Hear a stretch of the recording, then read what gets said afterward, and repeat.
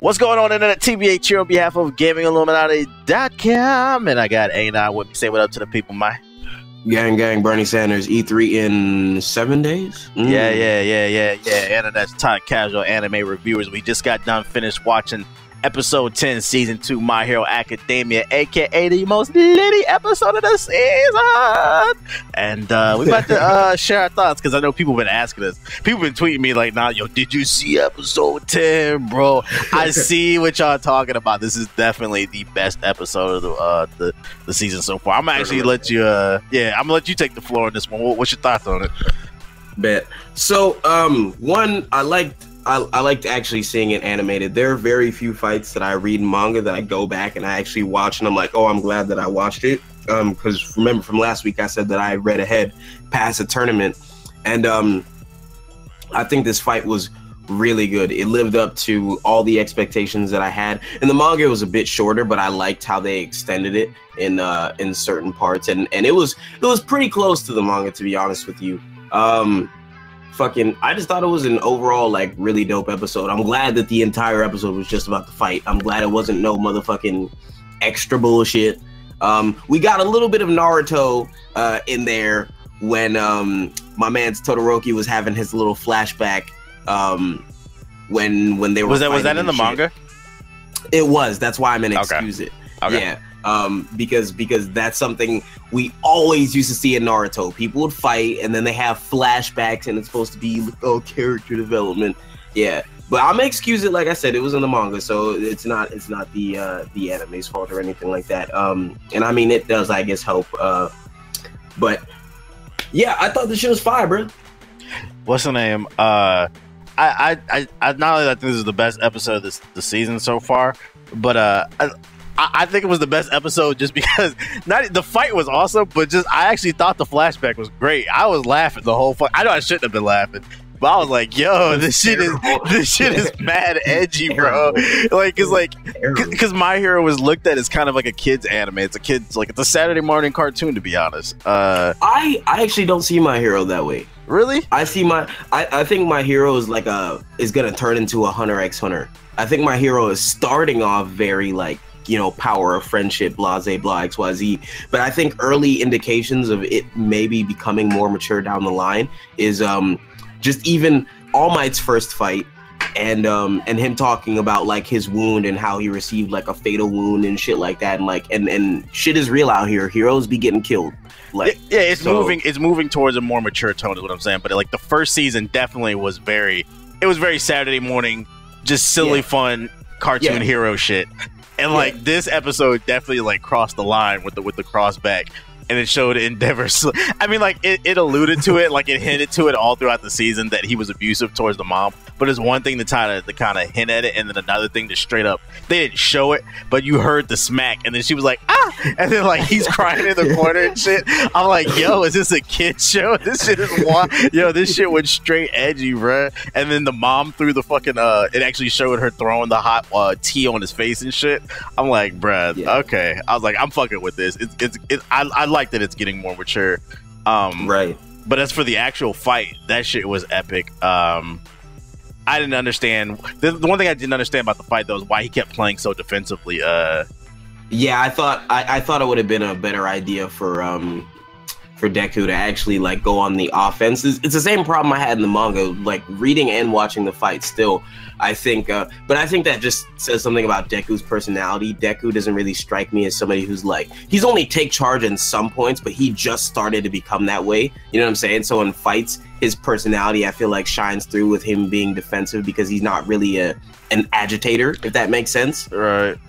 That's probably why he was defensive. I was getting more of kind of a Goku vibe, because one of the most annoying things about Goku is he'll fight, but he's I only want to fight you at your full power. That's the reason people always say Goku would lose to Superman, because he want to wait till niggas power up to their ultimate level and shit.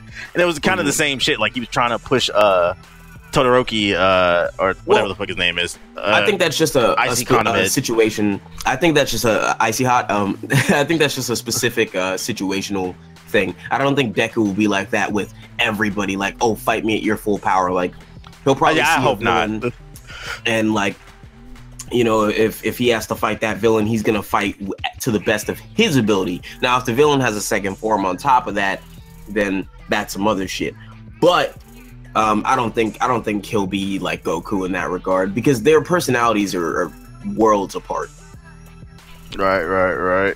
What's the name? And then towards the end of the episode, we got to see Icy Condom Head finally let go and unleash his fire side, and we got to see Endeavor get a full blown boner in the damn in the stands because his son finally let go of the fire.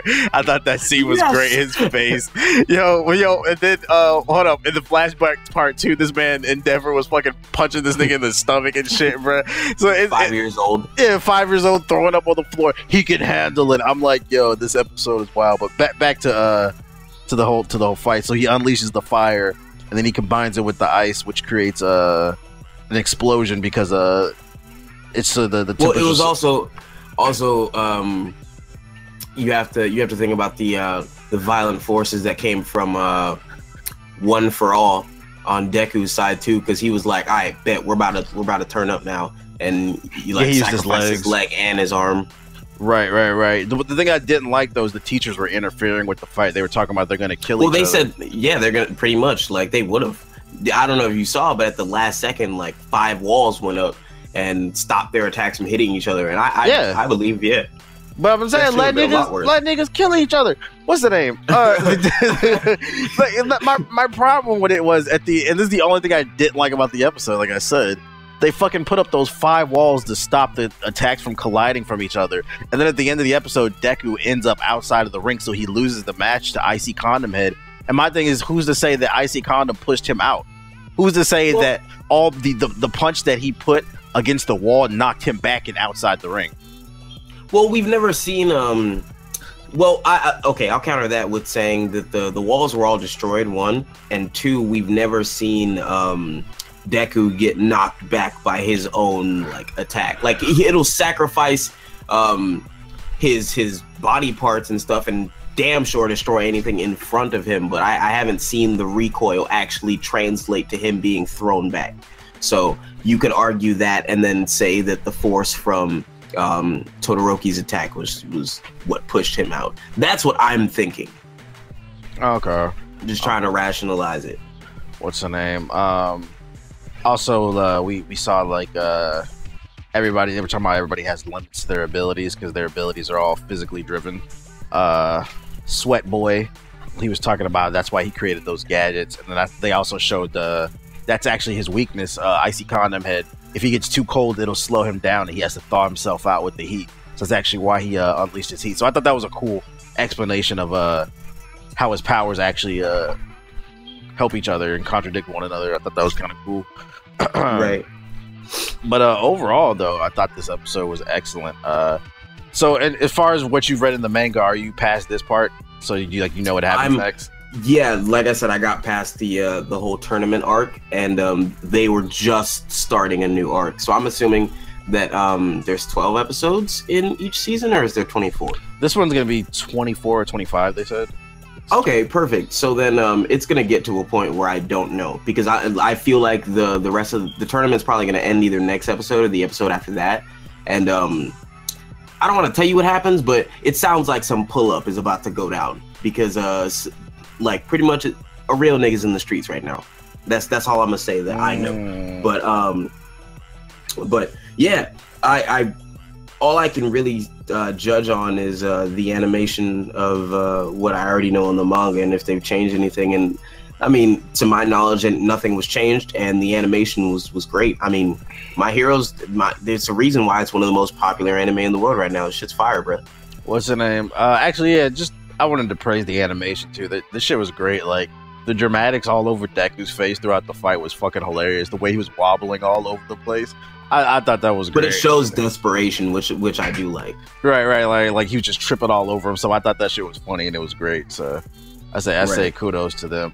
I still feel like somewhere along the lines in the tournament, some villain's gonna pop up, and like that's gonna be the next arc. But you know, I'm sure I'm wrong. I'm sure the comment section will say I'm wrong. Because I probably am wrong. But that's just my guess. I feel like a villain's just gonna pop up out of nowhere, and then all the heroes are gonna gather together, and you know the tournament's over, and fucking Deku's still a Genji. Right. A Getting. I said Genji. I mean Getting. Anyways, those are our thoughts on episode 10, season 2, My Hero Academia. Let us know what you guys thought in the comment section below. Was it lit or not? Also, hit the like button if you enjoyed the conversation. Subscribe if you're new to the channel, and consider subscribing to our Patreon if you guys want to further support us. That's patreon.com/GI updates. We have all different types of rewards in mind for you guys if you guys support us financially. So go take a look at that page. You can be in a video like this. Yeah. To us. Yeah, you can call us an idiot and our opinions are stupid, and you read the manga and subs are superior. You can be in a video like this. So go check it out at patreon.com/GI updates. We have a whole list of rewards for you guys in line. Other than that, we gonna holler at you, and we'll see you next week on episode 11. Peace.